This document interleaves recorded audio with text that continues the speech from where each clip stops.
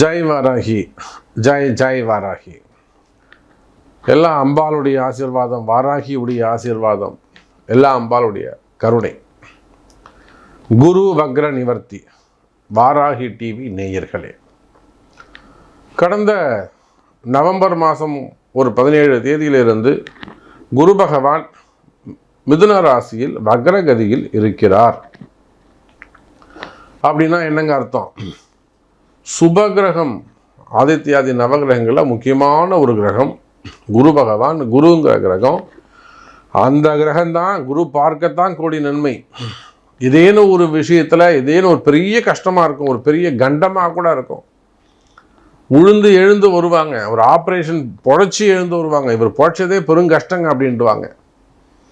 அப்படிலாம் சொல்லிடுவாங்க. எத்தனையோ பெண்களுக்கு கேன்சர்ஸு, பிரஸ்ட்டு கேன்சரு, அப்புறம் கிட்னி ஸ்டோன் சம்மந்தப்பட்டது, பிரசவ வழியாக இருக்கும்.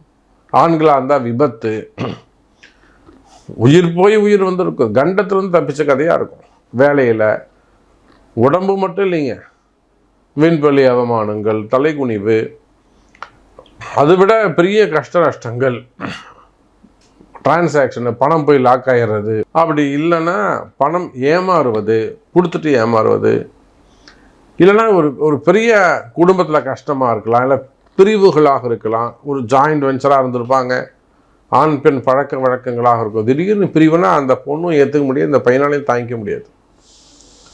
செகண்ட் ஒய்ஃபு, வீட்டுக்கு தெரியாமல் இருக்கிறது, காதலர்கள், இது எல்லா துன்பத்துக்கும் காரணம் குரு பகவான் வக்ரகதியில் இருந்தது தான். இப்போ பாருங்க, அந்த குரு பகவான் வக்ர நிவர்த்தி அடைகிறார். எனக்கு எதுவும் நல்லது நடக்கலையே சாமி. நீங்களும் ஒரு பதிவுலையும் சொல்கிறீங்க, இந்த வாட்டியும் உங்களுக்கு நல்லது நடக்க போகுது, சூப்பராக இருக்கும், அப்படி இருக்கும், இப்படி இருக்குங்கிறீங்க. ஆனால் எனக்கு எதுவுமே நடக்கலையே சாமி அப்படின்னு கேட்பீர்களே. ஆனால் அதுக்கு காரணம் இதுதான், குரு பகவான் வக்ரத்தில் இருந்தார். ஸோ இப்போ குரு பகவான் வக்ர நிவர்த்தி அடைகிறார். பங்குனி மாதத்தை பிறந்த உடனே பங்குனி 3ஆம் தேதியே அவர் வக்ர நிவர்த்தி அடைகிறார். இனிமே உங்களுக்கு சூப்பராக இருக்க போகுது. இந்த ஒரு தடையும் உங்களுக்கு விலகியது. இதுதான் டாபிக்கு. பிரீஃபாக பார்க்கலாம். 12 ராசிக்கும் வாருங்கள். மேஷ ராசி என்பர்களே, குரு பகவான் வக்ர நிவர்த்தியினால் உங்களுக்கு தான் அதிக நன்மை. ராசிக்கு 3ஆம் இடத்துல குரு பகவான் இருந்தாலுமே கூட அவருக்கு சுப பார்வை உண்டு. எப்போதுமே அந்த நாடி கான்செப்டில் பார்க்கும்போது, பிருகநந்தி நாடி கான்செப்டில் பார்க்கும்போது 3, 7, 11 இது 25% அல்லது 50% வேலை செய்யும். திரிகோணத்துக்கு பிறகு 3, 7, 11 50% வேலை செய்யும். 2, 12 தான் 25% வேலை செய்யும். அப்போ மேஷ ராசி அன்பர்களே, உங்களுடைய கடன் சுமைகள், கடன் பிரச்சனைகள், மெயினாக கடன் சுமைகள், கடன் பிரச்சனைகள் இருக்குமே. ஆனால் இந்த மாதத்துக்குள்ளே கட்டணும், இவ்வளோ கட்டணும், அந்த மாதிரிலாம் உங்களுக்கு கடன் சுமைகள், கடன் பிரச்சனைகள் இருக்குமே. ஆனால் அதெல்லாம் குறையறதுக்கு வாய்ப்புகள் உண்டு. இந்த குரு பகவான் வக்ர நிவர்த்தியினால் ஒரு குறிப்பிட்ட ஆலயம் செல்வது, அது உங்கள் ஆரஸ்கோப்பில் இருக்கும், உங்கள் பர்த் சார்ட்டில் இருக்கும். உங்கள் பிறப்பு ஜாதகத்தில் குரு பகவான் எந்த ராசியில் நிற்கிறாரு, என்ன சாரம் வாங்கியிருக்காரு, எந்த நட்சத்திரம் நிற்கிறான்னு அதை கண்டுபிடிச்சி அதற்குரிய ஆலயங்களை தேர்ந்தெடுத்து அங்கே போய் ஒரு அபிஷேகம் பண்ணி சகசரநாம அர்ச்சனை செய்து அந்த குறிப்பிட்ட முகூர்த்தத்தில் வழிபாடு செய்வீர்களே. ஆனால் இதெல்லாம் உங்கள் பிறப்பு ஜாதகத்தில் இருக்கும். அப்போ கடன் சுமைகள், கடன் பிரச்சனைகள் இருக்குமே. ஆனால் அவை குறைவதற்கு வாய்ப்புகள் உண்டு. ரொம்ப கஷ்டமாக இருக்குது சாமி, ரொம்ப கஷ்டமாக இருக்குது, முடியல, நிறைய பிரச்சனையாக இருக்குது, சமாளிக்க முடியல. நேற்றுலாம் கூட ஒருத்தர் கால் பண்ணாங்க. ஒரு சாதாரண ஒரு விவசாயி 3 கோடி ரூபாய்க்கு கடன் வச்சுருக்கிறார். என்ன சார் பண்ணீங்க? விவசாயத்தில் எப்படி சார் 3 கோடிக்கு கடன் வரும்? தெரியாமல் ஏமாந்துட்டேன் சாமி, நான் ஒரு இன்வெஸ்ட் பண்ணேன், ஒரு ஷேர் மார்க்கெட் போட்டேன், ட்ரேடிங் போட்டேன். அப்போ பாருங்கள், ஒரு விவசாயியை டைவர்ஷன் செய்து ராகு தசை நடக்குது. அந்த ராகு தசையில் அவரை ராகு தரன்னு இழுத்து போயிட்டு ஒரு பெரிய கடனில் விட்டுட்டார். இந்த பிறவியில், இந்த ஜென்மாவில் அவர் அந்த கடனை விட்டு வெளியில் வர முடியாது. சாதாரண விவசாயி 3 கோடி கடனை எப்படி அடிக்க முடியும்? இருக்கிற நிலத்தெல்லாம் விற்றா கூட ஒரு 80 லட்சம் போகும், அவ்வளோதான். அப்போ இந்த மாதிரி மீள முடியாத துயரத்தில் இந்த ராகு எப்பயுமே இந்த ராகு கேதுகிட்ட கவனமாக இருக்க வேண்டும்.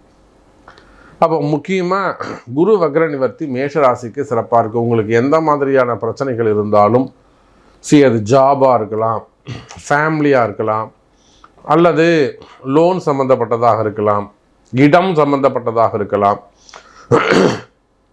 அப்படி இல்லாட்டி வேலை வாய்ப்புகள் சம்மந்தப்பட்டது, பிஸ்னஸ் ரிலேட்டடாக, ஃபேக்ட்ரி ரிலேட்டடாக, மெயினாக பிஸ்னஸ் ரிலேட்டடாக வரக்கூடிய ப்ராப்ளம், மனசில் இருக்கக்கூடிய பயம்,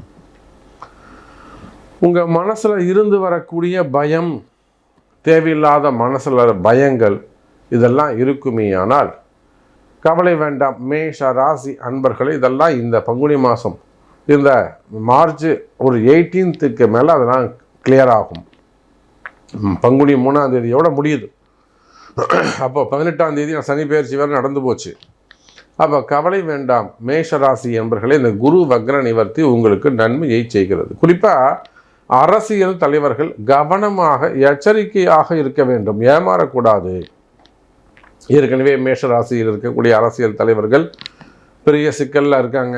கழுத்துக்கு மேலே கத்தி தொங்குற கதை தான். அவங்களுக்கு மறைமுகமான எதிரிகள் இருக்கிறாங்க.